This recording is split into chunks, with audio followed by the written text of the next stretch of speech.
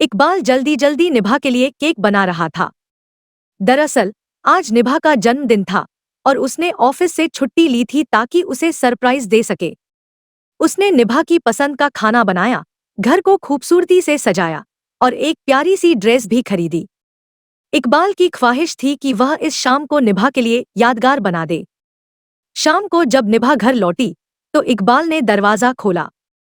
जैसे ही वह अंदर आई, इकबाल ने पंखा चालू कर दिया और रंग-बिरंगे फूल उस पर बरसने लगे। उसे गले लगाकर इकबाल ने धीमे से कहा, जन्मदिन मुबारक हो मेरी जान। निभा ने उसकी तरफ देखते हुए कहा, सच में इकबाल, तुम मेरी जिंदगी की सच्ची खुशी हो। तुम मुझे इतना प्यार करते हो कि मैंने अपनी ख्वाहिशों का आसमान छू लिया है। अब मेरी तमन्ना है कि मेरी आखिरी सांस तुम्हारे पास ही निकले। इकबाल ने उसके होठों पर उंगली रखते हुए कहा, ऐसी बात दोबारा मत करना निभा। तुम मेरी जिंदगी हो, तुम्हारे बिना मैं अधूरा हूं। केक काटने और गिफ्ट देने के बाद इकबाल ने अपने हाथों से बनाया खाना डाइनिंग टेबल पर सजाया। यह देखकर निभा की आंखें नम हो गईं। उसने कहा, इतना प्यार मत करो मुझसे इकबाल। हम लिव इन में रहते हैं, लेकिन तुम मुझे पत्नी से भी ज्यादा इज्जत देते हो। हमारा धर्म अलग है, पर तुमने हमेशा प्यार को ही अपना धर्म माना। मेरे त्योहार तुम मनाते हो, मेरे रिवाज निभाते हो। तुम्हारा यह प्यार मेरे दिल को बार बार जीत लेता है। पर कब तक ऐसा चलेगा? इकबाल मुस्कुराया और बोला, जब तक मैं इस धरती पर हूं और आसमान में चांद है। दोनों एक दूसरे की बाहों में खो गए। उनका प्यार, जो हर बंधन से आजाद था, पिछले 5 सालों से परवान चढ़ रहा था। 5 साल पहले वे एक कॉमन फ्रेंड की पार्टी में मिले थे। उस समय दोनों ही दिल्ली में नए थे और नई नौकरी कर रहे थे। धीरे धीरे उनकी दोस्ती गहरी हुई और एक दूसरे के विचारों और व्यवहार से प्रभावित होकर वे करीब आने लगे।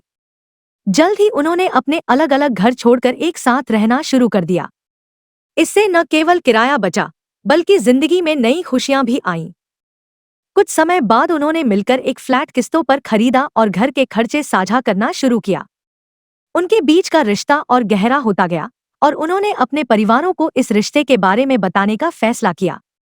इकबाल की मां, जो बेहद सीधी और सरल थी, तुरंत मान गई। लेकिन निभा के घर की स्थिति बिल्कुल उलट थी।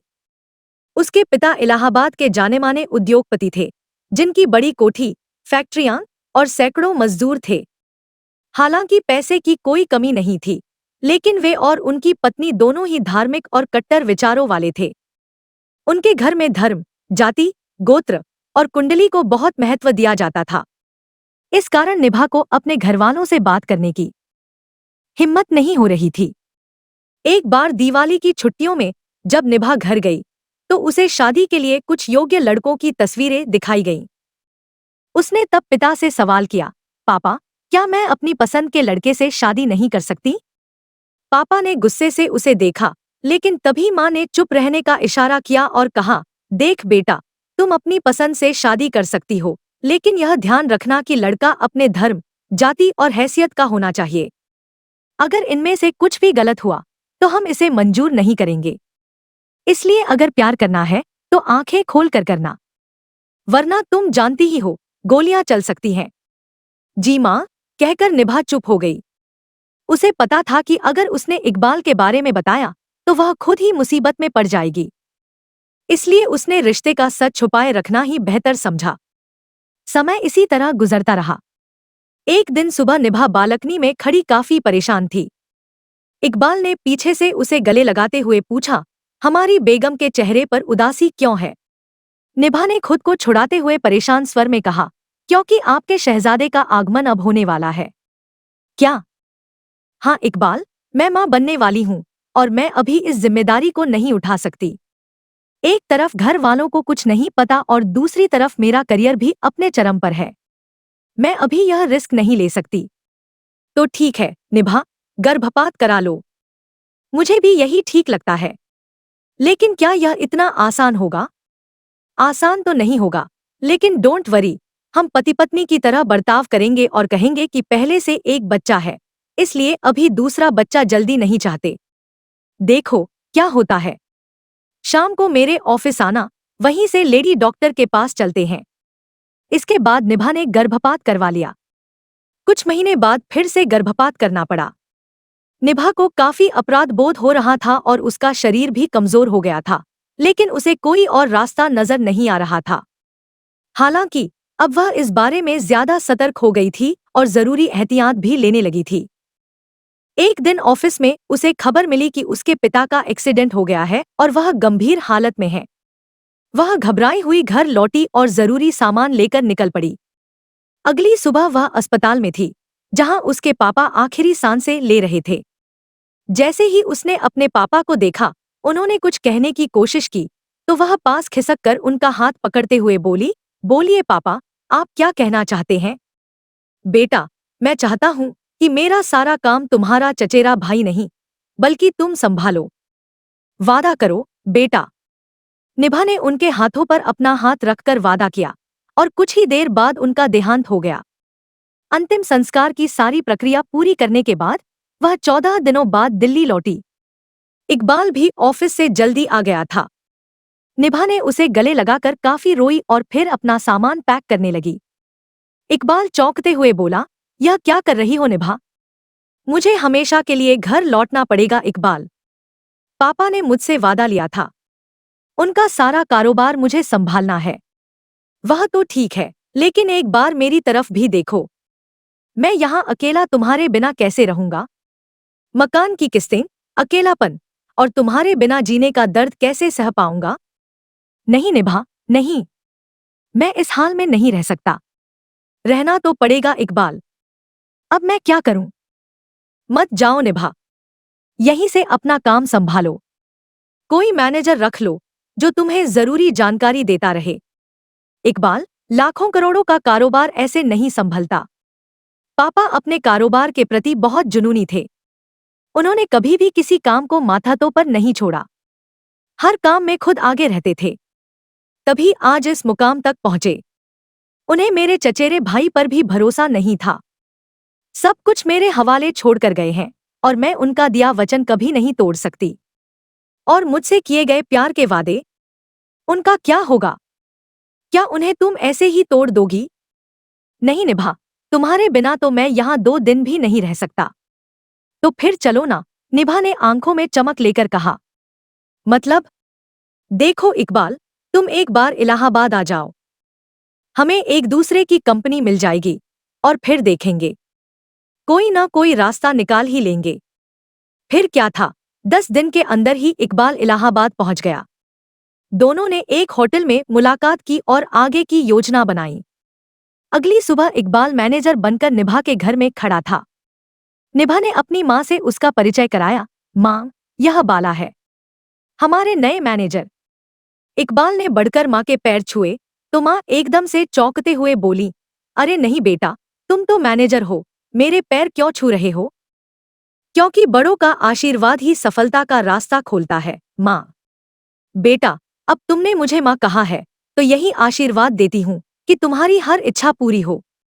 इकबाल ने हाथ जोड़कर आशीर्वाद लिया और फिर अपने काम में लग गया। निभा ने माँ को बताया, माँ, दरअसल बाला कॉलेज में मेरा क्लासमेट था। इसने MBA की पढ़ाई की हुई है। पढ़ाई के बाद कुछ समय से दिल्ली में काम कर रहा था। यहाँ मुझे अकेले इतना बड़ा कारोबार संभालना था तो मेरी मदद के लिए आया है। वैसे इसका घर तो जमशेदपुर में है। वह बिल्कुल अकेला है माँ। क्या हम उसे अपने बड़े घर में रहने के लिए एक छोटा सा कमरा दे सकते हैं? क्यों नहीं बेटा, उसे गेस्ट रूम में ठहरा दो। कुछ दिनों में वह खुद अपने लिए कोई घर ढूंढ लेगा। जी माँ, कहकर निभा अपने कैबिन में चली गई। योजना का पहला चरण सफलतापूर्वक पूरा हो चुका था। इकबाल घर में आ चुका था और माँ को कोई शक भी नहीं हुआ था। मैनेजर के रूप में इकबाल बाला बनकर निभा के साथ काम करने लगा। समय धीरे धीरे बीतता गया। इकबाल और निभा ने मिलकर कारोबार को अच्छे से संभाल लिया। माँ भी खुश रहने लगी। इकबाल समय के साथ माँ के साथ काफी घुल मिल गया था। वह माँ की हर संभव मदद करता, हर समस्या का हल निकालता और बेटे की तरह अपनी जिम्मेदारियां निभाता। कई बार उसने अपने हाथों से स्वादिष्ट खाना बनाकर माँ को खिलाया और माँ बहुत खुश रहती। दिवाली के दौरान इकबाल ने उनके साथ त्योहार मनाया। किसी को यह एहसास नहीं हुआ कि वह हिंदू नहीं है। एक बार कारोबार के सिलसिले में निभा को दिल्ली जाना था। इकबाल भी उसके साथ जा रहा था। तब माँ ने कहा कि वे भी दिल्ली घूमना चाहती हैं।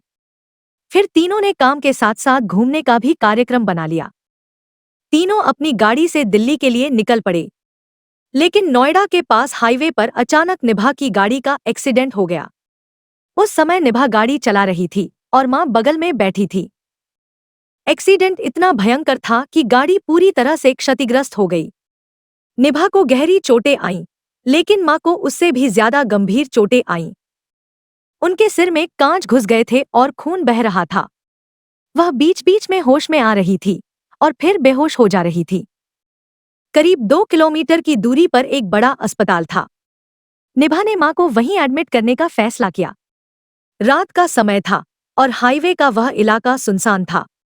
हाथ देने पर भी कोई गाड़ी नहीं रुक रही थी। कोई और उपाय न देख इकबाल ने माँ को अपनी गोदी में उठाया और तेजी से अस्पताल की तरफ दौड़ा। पीछे पीछे निभा भी दौड़ रही थी। निभा ने एम्बुलेंस को कॉल किया, लेकिन आने में वक्त लग रहा था। इतने में इकबाल ने खुद ही माँ को अपनी गोदी में उठाकर अस्पताल पहुंचा दिया। माँ को तुरंत आईसीयू में एडमिट किया गया। उन्हें खून की जरूरत थी और संयोग से इकबाल का ब्लड ग्रुप ओ पॉजिटिव था। उसने माँ को अपना खून दे दिया। माँ को बचा लिया गया।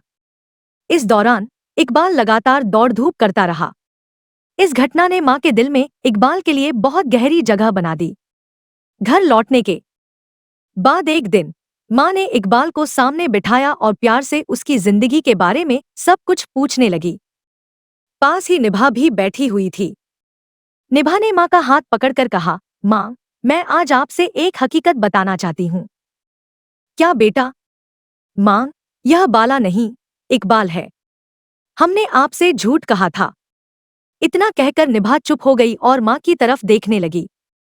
माँ ने ध्यान से इकबाल को देखा और फिर उठकर अपने कमरे में चली गईं, दरवाजा बंद कर लिया। निभा और इकबाल का चेहरा उदास हो गया। उन्हें समझ नहीं आ रहा था कि अब इस स्थिति से कैसे निपटें। अगले दिन तक माँ ने दरवाजा नहीं खोला, जिससे निभा बहुत चिंतित हो गई। वह दरवाजा पीटते हुए रोते हुए बोली, माँ, माफ कर दो हमें। अगर तुम नहीं चाहती हो तो मैं इकबाल को वापस भेज दूंगी। गलती मेरी है, इकबाल की नहीं। मैंने ही उसे बाला बनकर आने को कहा था। प्लीज माँ, माफ कर दो। माँ ने दरवाजा खोला और मुंह घुमाकर बोली, गलती तुम्हारी नहीं, गलती बाला की भी नहीं। गलती तो मेरी है कि मैं उसे पहचान नहीं सकी। निभा और इकबाल परेशान होकर एक दूसरे की ओर देखने लगे। तभी माँ ने मुड़ते हुए हंसते हुए कहा, बेटा, मैं ही पहचान नहीं सकी कि तुम दोनों के बीच कितना गहरा प्यार है। इकबाल कितना अच्छा इंसान है। धर्म या जाति से क्या फर्क पड़ता है? अगर सोचो तो समझ में आएगा। बेटा, पल भर में मेरा धर्म भी तो बदल गया जब इकबाल ने मुझे अपना खून दिया। मेरे शरीर में उसी का खून बह रहा है। फिर क्या फर्क है हमें या उसमें? इतने दिनों में जितना मैंने समझा है, इकबाल मुझे एक शरीफ, ईमानदार और साथ निभाने वाला लड़का लगा है। इससे बेहतर जीवन साथी तुम्हें और कौन मिलेगा? सच माँ, आप मान गईं। कहकर निभा खुशी से माँ के गले लग गई। आज उसे अपनी जिंदगी की सबसे बड़ी खुशी मिल गई थी। पास ही इकबाल भी मुस्कुराते हुए अपने आंसू पोंछ रहा था। दोस्तों, आपको हमारी आज की ये कहानी कैसे लगी? हमें कमेंट करके जरूर बताएं। अगर कहानी अच्छी लगी तो वीडियो को लाइक करें और अपने दोस्तों के साथ भी शेयर करें। मिलते हैं अगली वीडियो में एक नई कहानी के साथ। धन्यवाद।